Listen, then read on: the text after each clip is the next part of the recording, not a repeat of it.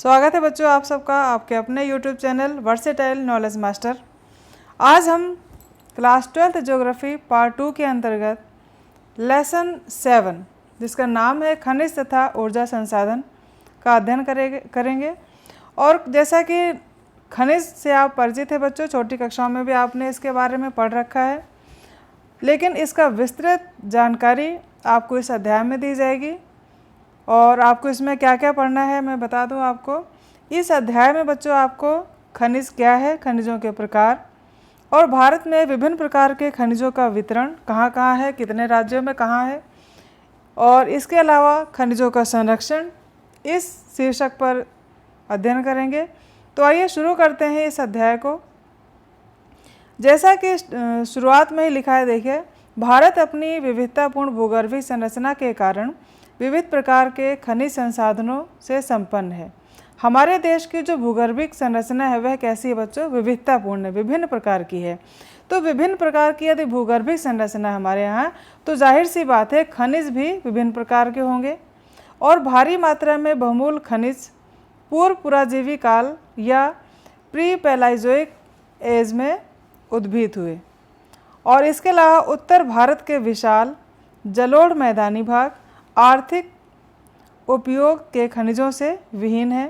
किसी भी देश के खनिज संसाधन बच्चों, जो खनिज संसाधन है वह औद्योगिक विकास के लिए आवश्यक आधार प्रदान करते हैं। अगर खनिज ना हो तो उद्योगों को जो आधार मिलता है वह आधार प्राप्त ना हो। अतः खनिज जो है उद्योगों के लिए एक आधार का काम करते हैं। तो खनिज को देखिए, जैसा कि इस बॉक्स में दिया गया है, खनिज क्या है? खनिज एक निश्चित रासायनिक एवं भौतिक गुणधर्म या विशिष्टताओं भी कह सकते हैं।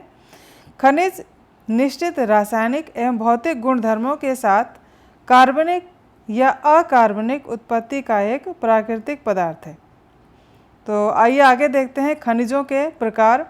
खनिजों के प्रकार कौन कौन से हैं, इसको आपको इस टेबल के माध्यम से बहुत ही विस्तृत और आसान तरीके से समझाया गया है।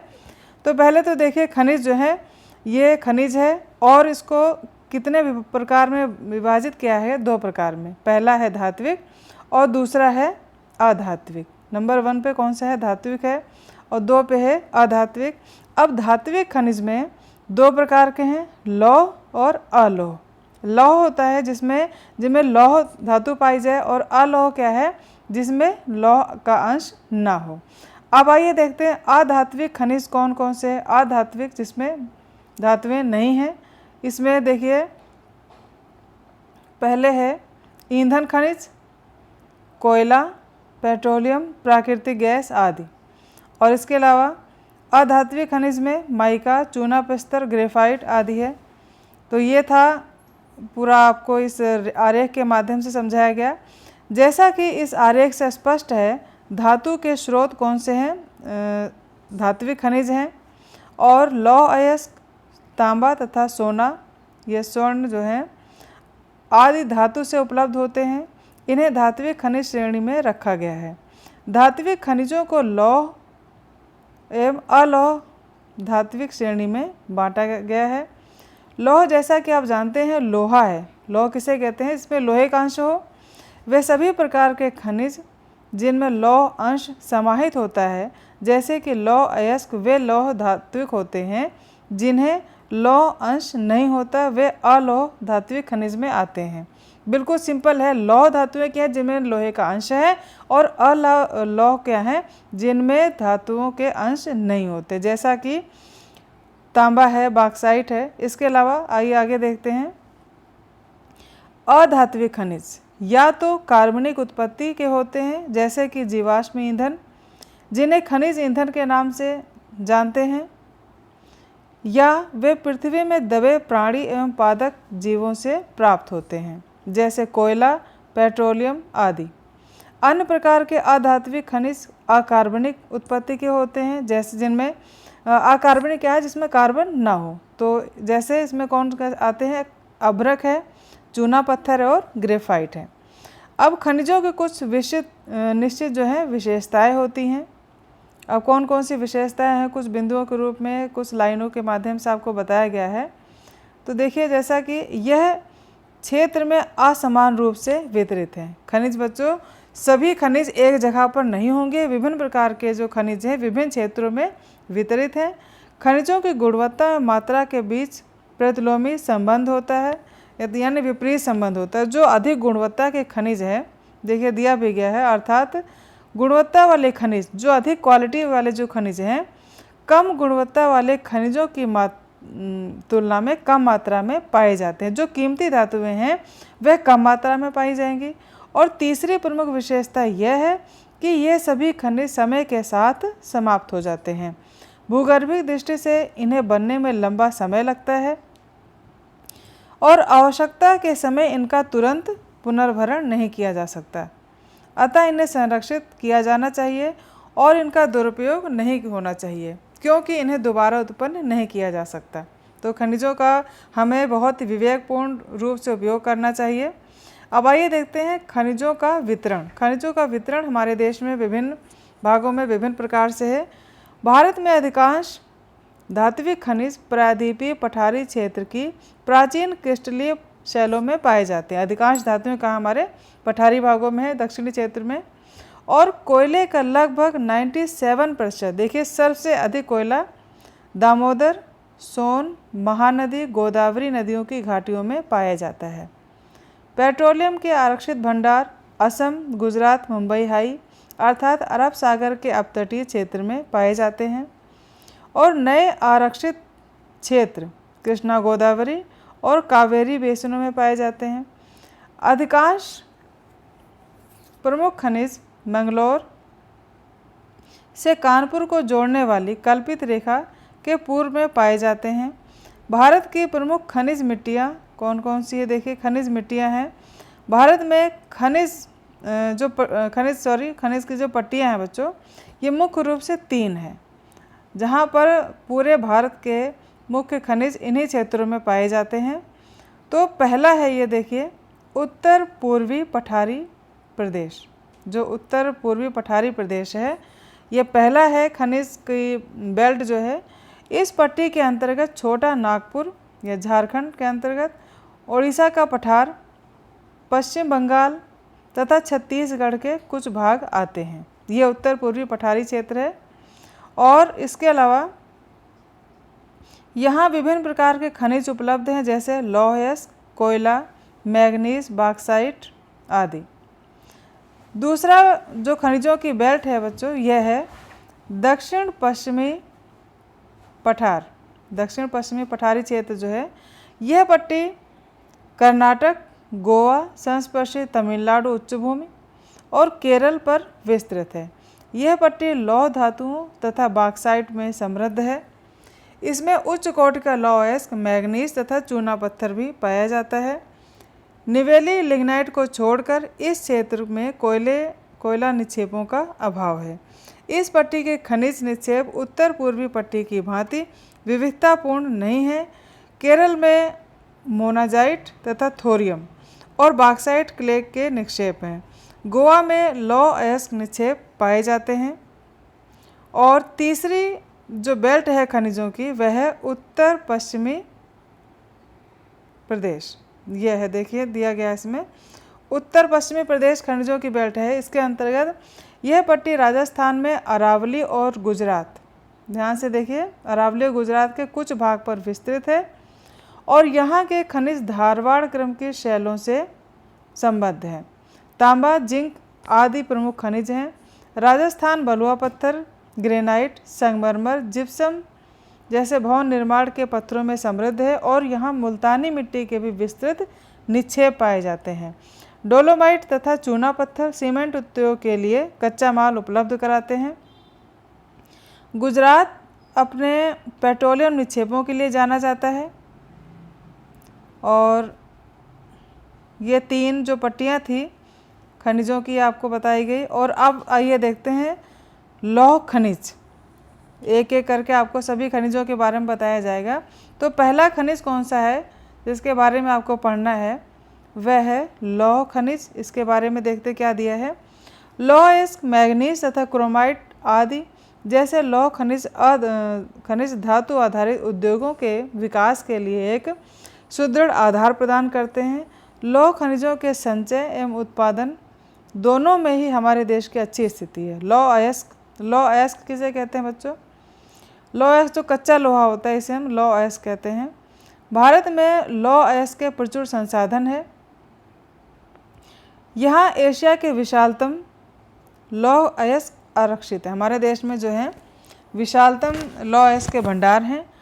हमारे देश में इस अयस्क के दो प्रमुख प्रकार हेमेटाइट और मैग्नेटाइट, यानी लोहे के जो दो मुख्य प्रकार हैं वह कौन कौन से हैं? हेमेटाइट और मैग्नेटाइट हैं। इसकी सर्वोत्तम गुणवत्ता के कारण इसकी विश्व भर में भारी मांग है। लौह खनिजों अयस्क की खदानें देश के उत्तर पूर्वी पठार प्रदेश में कोयला क्षेत्रों के निकट है, जो इसके लिए लाभप्रद है। लौह अयस्क के कुल भंडारों का लगभग 95% भाग उड़ीसा, झारखंड, छत्तीसगढ़, कर्नाटक, गोवा, आंध्र प्रदेश तथा तमिलनाडु राज्यों में स्थित है। उड़ीसा में लौह अयस्क सुंदरगढ़, मयूरभंज, झार स्थित पहाड़ी श्रृंखलाओं में पाया जाता है। और यहाँ की जो महत्वपूर्ण खदानें हैं, जो मुख्य खाने हैं लौह अयस्क के बच्चों, ये है, आप ध्यान से देखिए, जो है पहला देखिए गुरु महिसानी, सुलायपत, बादाम पहाड़, किरुबुरु, ये है केंदुझाड़ तथा बोनाई सुंदरगढ़। और झारखंड की ऐसी ही पहाड़ी श्रृंखलाओं में सबसे पुराने लौह अयस्क की खदानें हैं तथा अधिकतर लौह एवं इस्पात संयंत्र इनके आसपास ही स्थित है। नोवा मंडी और गोवा जैसी अधिकतर महत्वपूर्ण खदानें पूर्वी और पश्चिमी सिंहभूम जिलों में स्थित है। यह पट्टी और आगे दुर्ग, दांतेवाड़ा और बेलाडीला तक विस्तृत है। उसके बाद है बच्चों, जो मुख्य आपको है वही बताया जा रहा है। महाराष्ट्र के चंद्रपुर, भंडारा और रत्नागिरी जिले, तेलंगाना के करीमनगर और वारंगल जिले, आंध्र प्रदेश के कुरुनूल, कड़प्पा और अनंतपुर जिले और तमिलनाडु राज्य के सेलम और नीलगिरी जिले लौह अयस्क खनन के अन्य प्रदेश हैं। गोवा भी लौह अयस्क के महत्वपूर्ण उत्पादक क्षेत्र के रूप में उभरा है। तो ये था लौह अयस्क का परिचय। आपको इसको बहुत ध्यान से पढ़ना है कि लौह अयस्क का वितरण कहाँ कहाँ है, कौन से मुख्य खाने हैं, क्योंकि ये जो दिया गया है मुख्य खदानें कौन सी हैं, इनको आपको शॉर्ट क्वेश्चन के रूप में आ सकता है, विस्तृत भी इसमें पूछा जा सकता है। तो आप हर खनिज को जो आपको बताया जा रहा है इसको बहुत ही सीरियस होकर इसको लीजिए। दूसरा खनिज देखते हैं बच्चों, कौन सा है? मैग्नीज। अब मैग्नीज क्या है और उसका वितरण कहाँ कहाँ है? लौह अयस्क के परगलन के लिए मैग्नीज एक महत्वपूर्ण कच्चा माल है और इसका उपयोग लौह मिश्रित धातु विनिर्माण में किया जाता है। मैग्नीज निक्षेप लगभग सभी भूगर्भिक संरचनाओं में पाया जाता है। हालांकि मुख्य रूप से यह धारवाड़ क्रम से संबद्ध है। यह जो है मुख्य रूप से धारवाड़ क्रम के जो शैलें हैं उनमें पाया जाता है। और ये आपकी बुक में मैप भी दिया गया है लौह धातुओं का वितरण। ये जो राज्य हैं देखिए आप बुक में देख सकते हैं, एनसीईआरटी की बुक है, बहुत अच्छे तरीके से आप इसको देख के समझ सकते हैं। ओडिशा मैग्नीज का अग्रणी उत्पादक है। तो ओडिशा जो राज्य है यहाँ पर मैग्नीज का उत्पादन अधिक होता है। ओडिशा के जो मुख्य खाने हैं भारत के लौह अयस्क पट्टी के मध्य भाग में विशेष रूप से बोनाई, कुंदेझुर और सुंदरगढ़, गंगपुर, कोरापुट, कालाहांडी तथा बेलनगौर स्थित है। कर्नाटक एक अन्य प्रमुख उत्पादक है तथा यहाँ की खदानें धारवाड़, बल्लारी, बेलगावी, उत्तरी कनारा और चिकमंगलुरु, शिवमोगा, चित्रदुर्ग तथा तुमकुरु में स्थित है। महाराष्ट्र भी मैग्नीज का एक प्रमुख उत्पादक है। यहाँ मैग्नीज का खनन नागपुर, भंडारा तथा रत्नागिरी जिलों में होता है। इन खदानों के अलावा ये हैं कि ये इस्पात संयंत्रों से दूर स्थित हैं और मध्य प्रदेश में मैग्नीज की पट्टी बालाघाट, छिंदवाड़ा, निमाड़, मांडला और झाबुआ जिलों में तक विस्तृत है। तेलंगाना, गोवा तथा झारखंड मैग्नीज के अन्य उत्पादक राज्य हैं। अब आइए देखते हैं अलोह खनिज, जिनमें लोहे का अंश नहीं होता है। अलोह खनिज, तो इसमें पहला कौन सा है? बॉक्साइट। बॉक्साइट को छोड़कर अन्य सभी देखिए दिया है, अलोह खनिजों के संबंध में भारत की स्थिति निम्न है। बॉक्साइट एक अयस्क है जिसका प्रयोग एल्युमिनियम के विनिर्माण में किया जाता है, अर्थात जब एल्युमिनियम बनाया जाता है तो उसमें बॉक्साइट का उपयोग किया जाता है। एल्युमिनियम आप परिचित है, एल्युमिनियम के बर्तन है, एल्युमिनियम के और भी बहुत सारे उपयोग हैं। तो जब एल्युमिनियम का निर्माण किया जाता है तो उसमें बॉक्साइट बहुत ही उपयोगी है। बॉक्साइट मुख्यतः टर्शियरी निक्षेपों में पाया जाता है। जो टर्शियरी काल के चट्टानें हैं, जो टर्शियरी काल का निक्षेप है, उसमें बॉक्साइट मुख्यतः है और लैटराइट चट्टानों से संबंध है इसका। यह विस्तृत रूप से प्रायद्वीपीय भारत के पठारी क्षेत्रों अथवा पर्वत श्रेणी के साथ साथ देश के तटीय भागों में भी पाया जाता है। ओडिशा बॉक्साइट का सबसे बड़ा उत्पादक राज्य है, ओडिशा बच्चों, और कालाहांडी तथा संबलपुर अग्रणी उत्पादक हैं। दो अन्य क्षेत्र जो अपने उत्पादन को बढ़ा रहे हैं वो हैं बोलनगिर और कोरापुट, ये बॉक्साइट के उत्पादन में अग्रणी हैं। और झारखंड में लोहारडागा जिले की पैटलैंड्स में इसके प्रमुख समृद्ध निक्षेप या अधिक निक्षेप आप कह सकते हैं। इसके अलावा गुजरात, छत्तीसगढ़, मध्य प्रदेश एवं महाराष्ट्र अन्य प्रमुख राज्य हैं बॉक्साइट के। गुजरात के भावनगर और जामनगर में इसके मुख्य निक्षेप हैं। छत्तीसगढ़ में बॉक्साइट निक्षेप अमरकंटक के पठार में पाए जाते हैं, जबकि मध्य प्रदेश में कटनी, जबलपुर और बालघाट में बॉक्साइट के महत्वपूर्ण निक्षेप हैं। महाराष्ट्र में कोलाबा, थाने, रत्नागिरी, सतारा, पुणे तथा कोल्हापुर महत्वपूर्ण उत्पादक हैं। कर्नाटक, तमिलनाडु तथा गोवा बॉक्साइट के गौड़ उत्पादक हैं, यानी यहाँ पर कम होता है। और इसके अलावा तांबा, अब है तांबा अलौह धातु के अंतर्गत।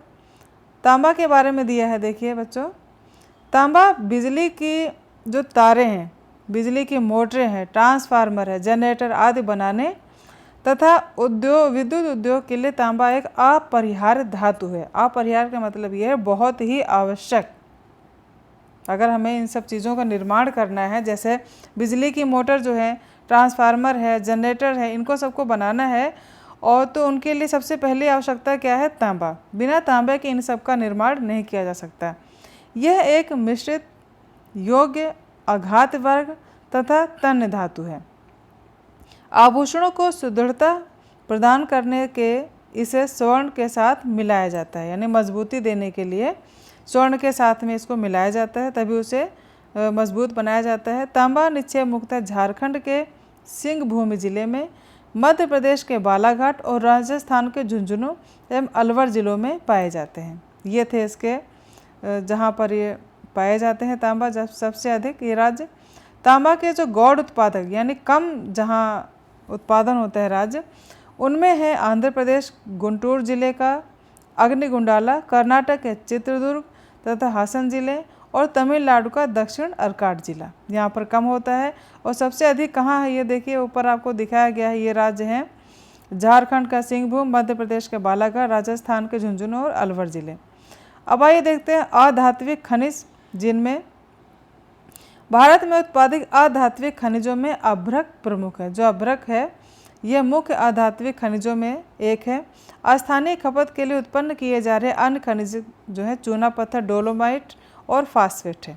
तो पहले हम देखते हैं अभ्रक। अभ्रक का उपयोग मुख्यतः विद्युत एवं इलेक्ट्रॉनिक्स उद्योगों में किया जाता है। इसे पतली चादरों में विघटित किया जाता है जो काफ़ी सख्त और सुनम्य होती है। भारत में अभ्रक मुख्यतः झारखंड, आंध्र प्रदेश, तेलंगाना व राजस्थान में पाया जाता है। इसके पश्चात तमिलनाडु, पश्चिम बंगाल और मध्य प्रदेश राज्य आते हैं। और झारखंड में उच्च गुणवत्ता वाला अभ्रक निचले हजारीबाग पठार की 150 किलोमीटर व 22 किलोमीटर चौड़ी पट्टी में पाया जाता है। आंध्र प्रदेश में नेल्लोर जिलों में सर्वोत्तम प्रकार के पत्तन अभ्रक का उत्पादन किया जाता है। राजस्थान में अभ्रक की पट्टी 320 किलोमीटर लंबाई में जयपुर से भीलवाड़ा और उदयपुर के आसपास विस्तृत है। इसके अलावा कर्नाटक के मैसूर व हासन जिले, तमिलनाडु को कोयम्बटूर, तिरुचिरापल्ली, मदुरई और कन्याकुमारी जिले, महाराष्ट्र के रत्नागिरी तथा पश्चिम बंगाल के पुरुलिया एवं बांकुरा जिलों जिन्हें भी अभ्रक के निक्षेप पाए जाते हैं। ये तो थे बच्चों खनिज। अब आइए देखते हैं ऊर्जा संसाधन। ऊर्जा संसाधन क्या है? ऊर्जा उत्पादन के लिए खनिज ईंधन अनिवार्य है, बहुत ही ज़रूरी है ऊर्जा उत्पादन के लिए खनिज ईंधन जो है। तो ऊर्जा की आवश्यकता कृषि, उद्योग, परिवहन तथा अर्थव्यवस्था के अन्य खंडों में होती है। कोयला, पेट्रोलियम, प्राकृतिक गैस जैसे खनिज ईंधन जो जीवाश्म ईंधन के रूप में जाने जाते हैं। परमाणु ऊर्जा के परंपरागत स्रोत हैं। ये परंपरागत स्रोत समाप्य संसाधन है, यानी समाप्त होने वाले हैं। और ये देखिए जो चित्र दिए, ये मैप हैं आपके, और इन मैप को आपकी एनसीईआरटी की बुक में ज्योग्राफी की, इसमें बहुत ही आसान तरीके से आप समझ सकते हैं देख करके। तो इसे आप अपनी बुक से भी देख के समझ सकते हैं। और अब यह है पहला, देखते हैं जो ऊर्जा संसाधन है वह है कोयला। कोयला से आप सभी परिचित हैं, उपयोग भी करते हैं। और कोयला महत्वपूर्ण खनिजों में से एक है जिसका प्रयोग ताप विद्युत उत्पादन तथा लौह अयस्क के प्रगलन के लिए किया जाता है। कोयला मुख्य रूप से दो भूगर्भीय कालों के शैलक्रमों में पाया जाता है जिनके नाम है गोंडवाना और टर्शियरी निक्षेप।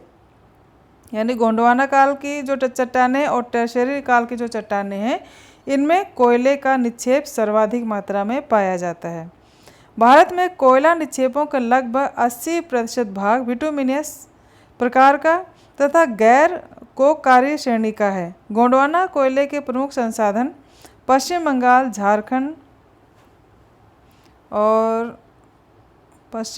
झारखंड के अलावा बच्चों मैं आपको दिखा रही हूँ उड़ीसा, छत्तीसगढ़, मध्य प्रदेश, महाराष्ट्र और आंध्र प्रदेश में कोयला क्षेत्र हैं। भारत में सर्वाधिक महत्वपूर्ण गोंडवाना कोयला क्षेत्र दामोदर घाटी में स्थित है। ये झारखंड बंगाल कोयला पट्टी में स्थित है। और इस प्रदेश के महत्वपूर्ण कोयला क्षेत्र हैं रानीगंज, झरिया, बोकारो, गिरिडीह तथा करणपुरा जो झारखंड में है। झरिया सबसे बड़ा कोयला क्षेत्र है, जिसके बाद रानीगंज आता है। कोयला से संबंध अन्य नदी घाटियाँ गोदावरी, महानदी तथा सोन है। सर्वाधिक महत्वपूर्ण कोयला खनन केंद्र मध्य प्रदेश में सिंगरौली। और ये जो कोयले का आपको बताया जा रहा है ये बहुत ही इम्पोर्टेंट है, आपको बहुत अच्छे तरीके से इसको पढ़ना है, इसका वितरण, इसकी उपयोगिता। सिंगरौली कोयला क्षेत्र का कुछ भाग उत्तर प्रदेश में भी आता है। छत्तीसगढ़ में कोरबा, ओडिशा में तलचर तथा रामपुर, महाराष्ट्र में चांदा, वर्धा, कांपटी और बांदेर, तेलंगाना में सिंगरेनी व आंध्र प्रदेश में पांडुर है कोयले के क्षेत्र। टर्शियरी कोयला असम, अरुणाचल प्रदेश, मेघालय तथा नागालैंड में पाया जाता है। और यह बच्चों दरानगिरी, चेरापूंजी, मेवलांग तथा लैंगरिन या मेघालय में है। माकुम, जयपुर तथा उत्तरी असम में, नजोरा या नारमाचक, नामफुक अरुणाचल प्रदेश में है तथा कालाकोट जो जम्मू कश्मीर में है निष्कासित किया जाता है या निष्कर्षित किया जाता है। निष्कर्षित माने जो कुआनों से खोद कर निकाला जाता है। इसके अतिरिक्त भूरा कोयला या लिग्नाइट तमिलनाडु के तटीय भागों में, पांडिचेरी, गुजरात एवं जम्मू कश्मीर में पाया जाता है। कौन सा? लिग्नाइट किस्म का। उसके बाद दूसरा है ऊर्जा का संसाधन पेट्रोलियम। पेट्रोलियम जिसके बिना लाइफ ही नहीं चलती। जितने भी प्रकार के आपको ऊर्जा संसाधन बताए जा रहे हैं ये सभी ऊर्जा के संसाधन हमारे जीवन के अपरिहार्य अंग हैं। इनके बिना कोई भी काम करना संभव नहीं है। संभव तो है लेकिन गति जो है कम हो जाती है हमारी लाइफ की। तो आइए देखते हैं पेट्रोलियम क्या है। कच्चा पेट्रोलियम द्रव अथवा गैसीय अवस्था के हाइड्रोकार्बन से युक्त होता है तथा इसकी रासायनिक संरचना, रंगों और विशिष्ट घनत्व में भिन्नता पाई जाती है। अब इसका उपयोग देखिए। मोटर वाहनों, रेलवे तथा वायुयानों के अंतर दहन ईंधन के लिए ऊर्जा का एक अनिवार्य स्रोत है।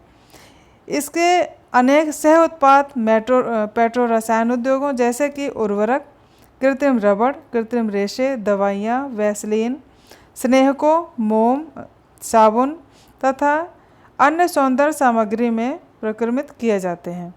ये देखिए पेट्रोलियम का उपयोग इस प्रकार से किया जाता है। ये जितने भी मैंने आपको वस्तुएं बताई हैं, कृत्रिम रबड़ हो या रेशे हो, दवाइयाँ हो, साबुन, इनमें सब में पेट्रोलियम का प्रयोग किया जाता है किसी न किसी प्रकार से उसको शोधित करके और अन्य रूप परिष्कृत करके। तो अपरिष्कृत पेट्रोलियम यानी बिना शुद्ध किया हुआ पेट्रोलियम, बिना रिफाइन किया हुआ पेट्रोलियम जो सीधे खानों से खोद कर निकाला जाता है, वह जो है टर्शियरी युग की अवसादी शैलों में पाया जाता है। व्यवस्थित ढंग से तेल अन्वेषण जो और उत्पादन 1956 में तेल एवं प्राकृतिक गैस आयोग की स्थापना के बाद प्रारंभ हुआ था। जो व्यवस्थित सिस्टमेटिक ढंग से तेल की खोज और उसका जो प्रोडक्शन है वह कब शुरू हुआ? 1956 में, जब तेल एवं प्राकृतिक गैस की आयोग की स्थापना हुई।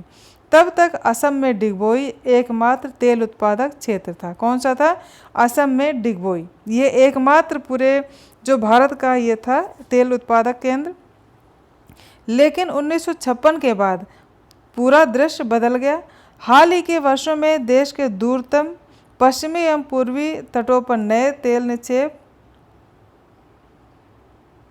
और आगे है पाए गए। असम में डिगबोई, नहरकटिया तथा मोरान महत्वपूर्ण तेल उत्पादक क्षेत्र हैं। गुजरात के में प्रमुख तेल क्षेत्र अंकलेश्वर, कालोल, मेहसाणा, नवागाम, कोसांबा तथा लुनेज है। मुंबई जो मुंबई नगर से 160 किलोमीटर की दूर अप तटीय क्षेत्र में पड़ता है, को 1973 में खोजा गया। ये सब बच्चों बहुत ही इंपॉर्टेंट जो आपको बताया जा रहा है। असम का डिगबोई है, गुजरात का अंकलेश्वर है और मुंबई ये बहुत ही प्रसिद्ध तेल शोधक क्षेत्र हैं, तेल पेट्रोलियम तेल उत्पादक क्षेत्र हैं। तो आप इनको बहुत ध्यान से सुनिए कि कौन सा क्षेत्र किस राज्य में है, ठीक है। और वहाँ 1976 में उत्पादन प्रारंभ हो गया। तेल एवं प्राकृतिक गैस को पूर्वी तट पर कृष्णा गोदावरी तथा कावेरी के बेसिनों में अन्वेषणात्मक कूपों में पाया गया। कूपों से निकाला गया तेल अपरिष्कृत यानी अशोधित या जिसको कहते हैं अशुद्ध था, साफ नहीं था तथा अनेक अशुद्धियों से परिपूर्ण होता है। इसे सीधे प्रयोग में नहीं लाया जा सकता और इसे शोधित किए जाने की आवश्यकता होती है। भारत में 2 प्रकार के तेल शोधन कारखाने हैं। जो तेल को शोधित करने की जो प्रक्रिया है, जो कारखाने हैं, वो कौन से हैं? 2 प्रकार के हैं। पहला है क्षेत्र आधारित और दूसरा है बाजार आधारित। डिगबोई तेल शोधन कारखाना क्षेत्र आधारित है। जो असम का डिगबोई है ये किस प्रकार का है? यह है क्षेत्र आधारित। और बरौनी यह है बाजार आधारित तेल शोधन के कारखाने। अब आइए देखते हैं प्राकृतिक गैस ऊर्जा का संसाधन का एक प्रकार है। तो इसके बारे में क्या दिया गया है? Gas authority of India limited यानी गेल का पूरा नाम क्या है? Gas authority of India limited. अगर पूछा जाए कि गेल क्या है, इसका पूरा नाम क्या है, तो आप बता सकते हैं कि स्थापना 1984 में सार्वजनिक क्षेत्र के उद्यम के रूप में प्राकृतिक गैस के परिवहन एवं विपणन के लिए की गई थी। गैस को सभी तेल क्षेत्रों में तेल के साथ प्राप्त किया जाता है, किंतु इसके प्रकनिष्ठ भंडार तथा तमिलनाडु के साथ तमिलनाडु के पूर्वी तट, ओडिशा, आंध्र प्रदेश, त्रिपुरा, राजस्थान तथा गुजरात एवं महाराष्ट्र के अपतटीय कुओं में पाए जाते हैं। ये तो थे ऊर्जा के संसाधन परंपरागत, और अब हैं अपरंपरागत ऊर्जा के स्रोत। अपरंपरागत में कोयला, पेट्रोलियम, प्राकृतिक गैस तथा नाभिकीय ऊर्जा जैसे जीवाश्म ईंधन के स्रोत समाप्य कच्चे माल का प्रयोग करते हैं। सतत पोषणीय ऊर्जा, सतत पोषणीय आपको पता है जिनका हम लगातार उपयोग करने की अवस्था में रहें, तो वह सतत पोषण ऊर्जा के स्रोत के ही नवीकरण योग्य स्रोत हैं, जैसे सौर, पवन, जल, भूतापीय ऊर्जा तथा जैवभार या बायोमास। यह ऊर्जा स्रोत अधिक समान रूप से वितरित और पर्यावरण के अनुकूल हैं। अपरंपरागत स्रोत अधिक आरंभिक, ये देखिए तेल शोधन कारखाने जो भी आपको बताया गया है, ये आपके बुक में दे रखा है। आप इसको आराम से बैठ करके एक एक पॉइंट नोट करके और पढ़ सकते हैं। लागत के बावजूद अधिक टिकाऊ, परिस्थिति अनुकूल तथा सस्ती ऊर्जा उपलब्ध कराते हैं। और उसके बाद है नाभिकीय ऊर्जा। जो नाभिकीय ऊर्जा क्या है? हाल के वर्षों में नाभिकीय ऊर्जा एक व्यवहारिक स्रोत के रूप में उभरा है। नाभिकीय ऊर्जा के उत्पादन में प्रयुक्त होने वाले महत्वपूर्ण खनिज, नाभिकीय ऊर्जा कैसे बनते हैं? यूरेनियम और थोरियम के द्वारा। यूरेनियम निक्षेप धारवाड़ शैलों में पाए जाते हैं। भौगोलिक रूप से यूरेनियम अयस्क सिंहभूमि तांबा पट्टी के साथ अनेक स्थानों पर मिलते हैं और यह राजस्थान के उदयपुर, अलवर, झुंझुनू जिलों, मध्य प्रदेश के दुर्ग जिले, महाराष्ट्र के भंडारा जिले तथा हिमाचल प्रदेश के कुल्लू क्षेत्र में पाए जाते हैं। कौन सा? यूरेनियम। और इसके अलावा देखिए सिंहभूम के अलावा थोरियम क्या है? थोरियम जो इसकी जो प्राप्ति है बच्चों, थोरियम मुख्यतः केरल के तटीय क्षेत्र की पुलिन बीच के बालू में मोनेजाइट और इल्मेनाइट से प्राप्त किया जाता है। विश्व के सबसे समृद्ध मोनेजाइट निक्षेप केरल के पालाक्काड़ तथा कोल्लाम जिलों, आंध्र प्रदेश के विशाखापट्टनम और ओडिशा के महानदी के नदी डेल्टा में पाए जाते हैं थोरियम। ठीक है ना। उसके अलावा परमाणु ऊर्जा की आयोग स्थापना 1948 में की गई थी और इस दिशा में प्रगति 1954 में ट्राम्बे परमाणु ऊर्जा के संस्थान की स्थापना के बाद हुई, जिसे बाद में 1967 में भाभा परमाणु अनुसंधान केंद्र के रूप में पुनः नामित किया गया। महत्वपूर्ण नाभिकीय ऊर्जा परियोजनाएं तारापुर, ये आप नोट कर लीजिए, बहुत अच्छे से ध्यान से देखना, मैं बार बार कह रही हूँ यह चैप्टर जितना आसान है उतना है महत्वपूर्ण भी है। तो देखिए 1967 में भाभा यानी बार्क भी जिसको कहते हैं भाभा परमाणु अनुसंधान केंद्र के रूप में नामित किया गया और महत्वपूर्ण नाभिकीय ऊर्जा परियोजनाएं तारापुर कहाँ है? महाराष्ट्र में। कोटा के पास रावतभाटा ये कहाँ है? राजस्थान में। कलपक्कम तमिलनाडु राज्य में। नरोरा उत्तर प्रदेश राज्य में। कैगा कर्नाटक राज्य में। काकरापारा गुजरात राज्य में है। तो ये सब क्या है? महत्वपूर्ण नाभिकीय ऊर्जा परियोजनाएं हैं।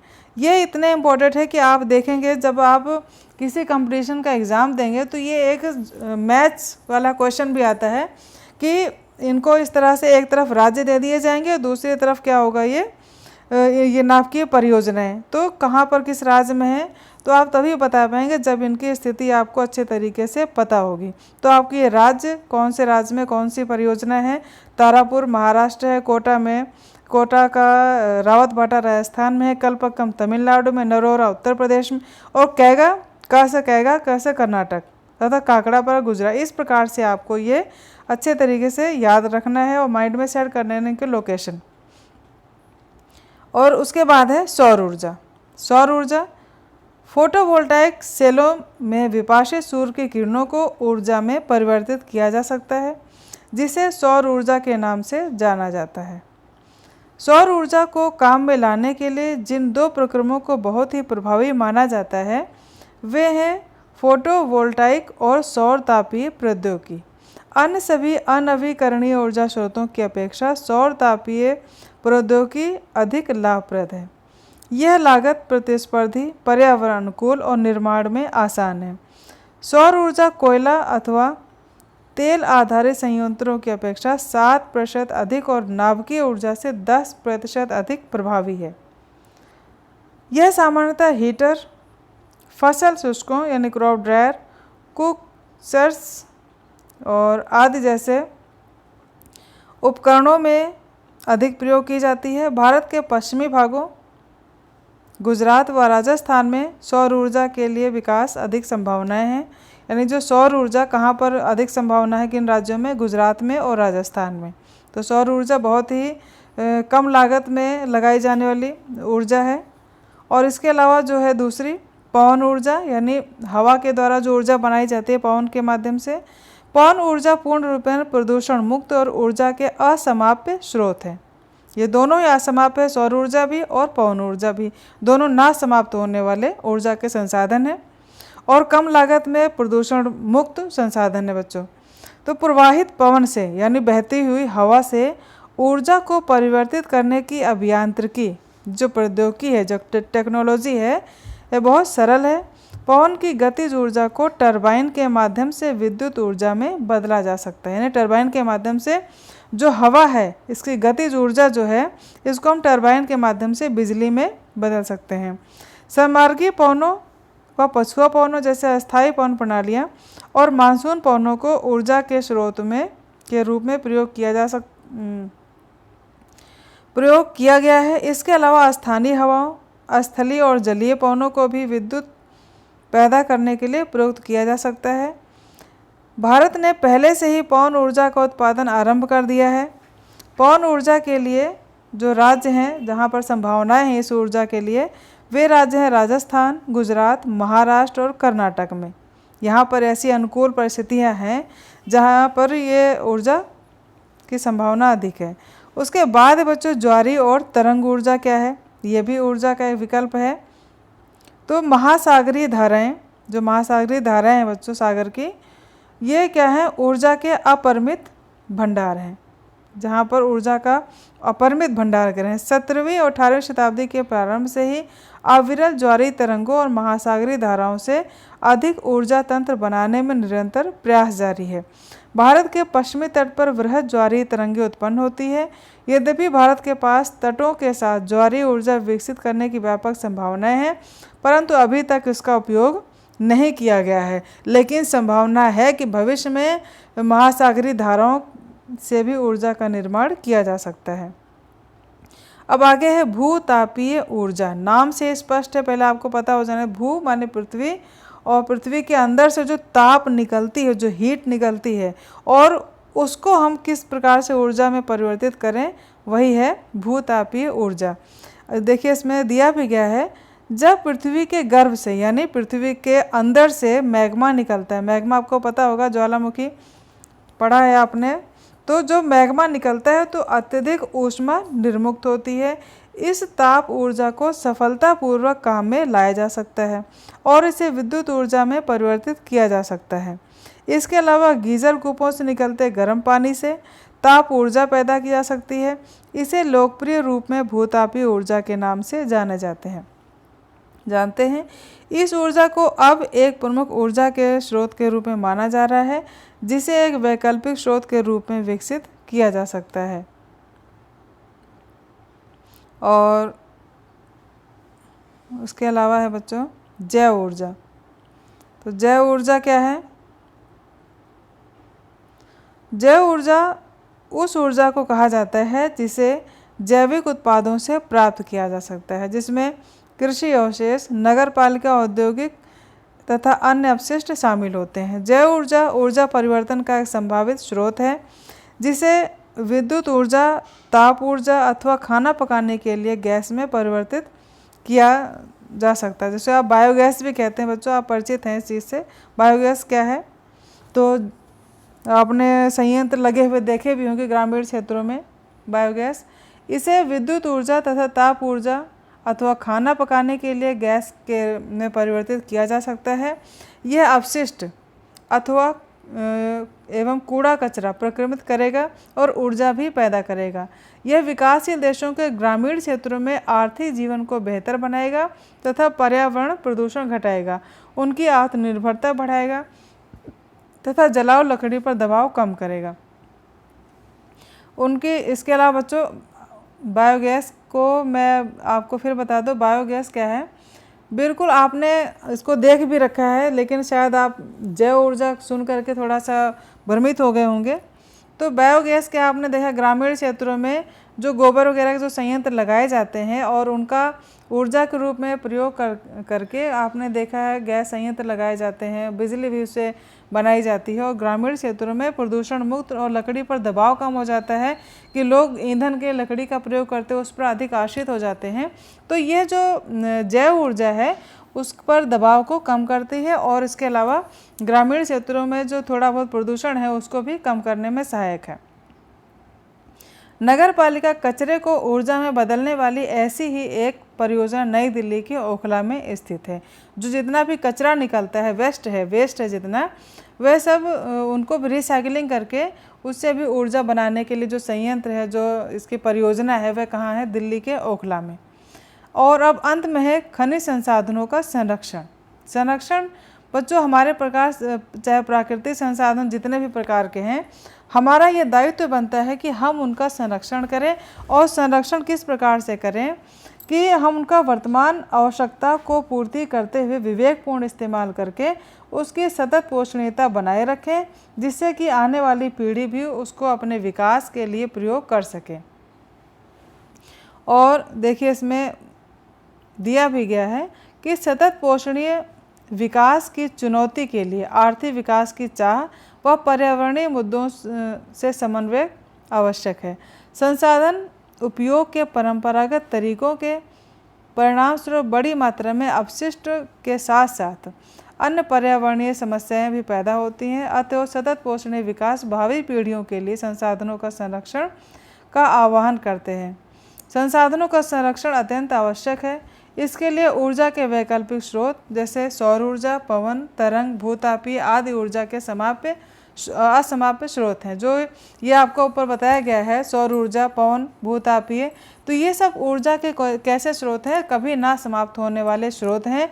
तो जो परंपरागत ऊर्जा के स्रोत हैं उनके स्थान पर हमें इन ऊर्जा के स्रोतों का भी प्रयोग करना चाहिए, जिससे कि उन पर दबाव कम हो। इसके अलावा देखिए अत्यल्प धातुओं के लिए प्रतिस्थापनों का उपयोग भी उनकी खपत को घटा सकता है। सामरिक और अत्यल्प खनिजों के निर्यात को भी घटाना चाहिए।